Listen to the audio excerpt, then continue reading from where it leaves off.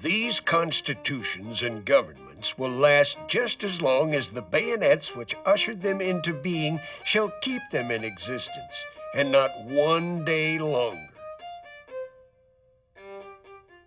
Although Reconstruction forced many changes on the South, it was clear by the early 1870s that fundamentally the South had not been transformed.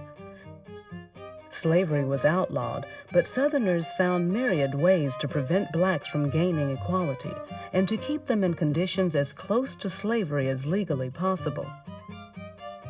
Northerners, preoccupied with their own problems and frustrated with the intransigence of Southern whites, began to lose their resolve to pursue Reconstruction. Why did they give up? The fact of the matter is that the project proved to be very difficult to implement. This is, after all, a federal system. We can't run South Carolina for the next 10 years. At least we can't after 1868, because we've given them sort of self-government in the Reconstruction Act by setting up those new governments and readmitting them to Congress. So we either go in further and get in deeper, maybe, or else we begin to withdraw. Northerners, Republicans, and white Northerners in general were faced with a population, a white population in the South, that was militantly hostile to many of the things that the North was committed to. And it was intractable. In addition, Northern racism began to reassert itself. When Southern blacks failed to live up to their expectations, many whites became willing to abandon them to their fate. What the abolitionists wanted was, of course, hardworking 9-to-5 workers. What African Americans wanted was complete autonomy from whites and land. And it was hard to reconcile these two different interests. Meanwhile, election results across the South in the mid-1870s showed the campaign of violence and coercion to be effective. In Edgefield County, South Carolina, armed whites turned an estimated 1,000 blacks away from the polls and voted repeatedly themselves. And in Yazoo County, Mississippi, where the number of Republican votes cast in the previous election had been 2,500, there were only 7 recorded votes for the Republican ticket. They said they were going to beat us at this election. They said that at the meetings and on the stumps and at the schoolhouses around the country. They said they would carry the county or they would kill every nigger. They would carry it if they had to wade in blood. The line separating whites and blacks had been drawn very starkly in politics, so that any white who chose to be affiliated with the Republican Party was essentially, in the eyes of most white Southerners, committing treason to his race.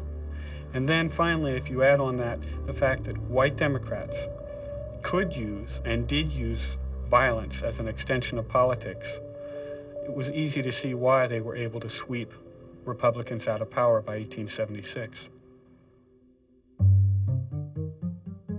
Democratic victories across the South in the mid-1870s brought ex-Confederates, former slave owners, and rebel military leaders back into power.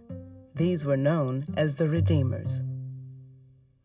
Redemption is, I think, a very telling word because it speaks to the idea of redeeming the South from the tawdry experience of Reconstruction. It's the idea of almost cleansing the South, literally, spiritually, as well as politically.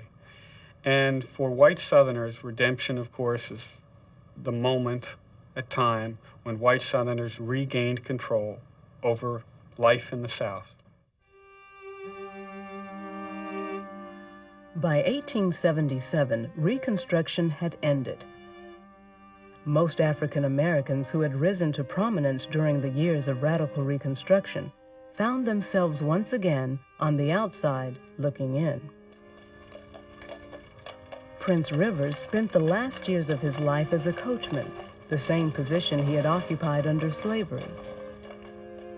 The slave went free, stood a brief moment in the sun, then moved back again towards slavery.